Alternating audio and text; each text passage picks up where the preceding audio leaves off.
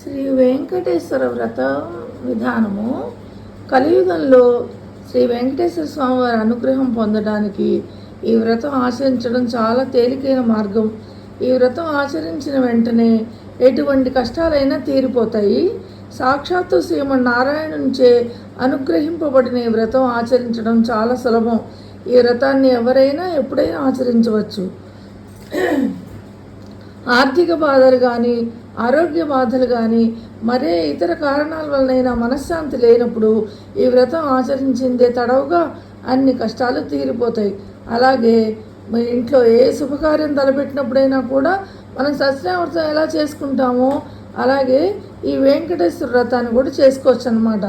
ఉద్యోగం కోసం కానీ, వ్యాపార అభివృద్ధి కోసం కానీ, పిల్లల పెళ్ళిళ్ళు కావాలని అనుకున్నా కానీ, లేకపోతే ఇంట్లో ఆర్థికంగా ఇబ్బందులుగా ఉన్నాయనుకున్నా కానీ, ఎటువంటి ప్రాబ్లమ్స్ ఉన్నా కూడా మనం ఈ వ్రతం ఆచరిస్తే వెంటనే ఎంతో అద్భుతమైన ఫలితాలను పొందొచ్చు అన్నమాట.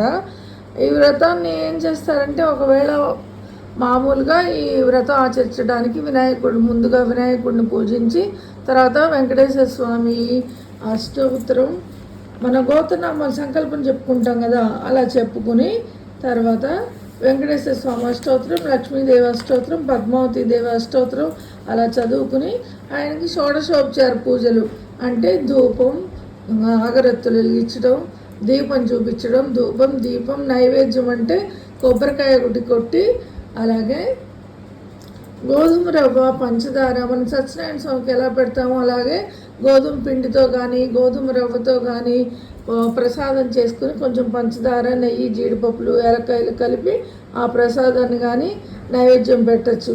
అవన్నీ ఏమీ చేయలేని వాళ్ళు ఒక తులసి దళం తెచ్చుకునైనా దేవుడి ఫోటో ముందు పెట్టుకుని లేదా 2 పూలైనా సరే పెట్టి ఈ కథలు చదువుకున్నా కానీ మనకి ఆయన అనుగ్రహం కలుగుతుంది. కలియుగంలో వెంకటేశ్వర స్వామిది మనకి అన్ని కష్టాలు తీరిపోతాయి. అసలు అది కూడా చేయలేము, మాకు చాలా ఇబ్బందిగా ఉంది, పూజ చేయటము, వ్రతాలు చేయటం అవన్నీ మాకు కష్టంగా ఉన్నాయి అనుకున్న వాళ్ళు కొన్ని అక్షింతలు చేతిలో తీసుకొని నేను చెప్పే వ్రత కథల్ని 5టిని విని ఆ అక్షింతలు కొంచెం దేవుడి మీద వేసి మిగతా మన తల మీద వేసుకుంటే మనకి అనుకున్న పనులన్నీ జరిగి మనశ్శాంతిగా ఉండి మన కష్టాలన్నీ తీరిపోతాయి. దయచేసి ఈ స్టోరీలను ఈ వ్రత కథలని వినడానికన్నా ప్రయత్నం చేయండి.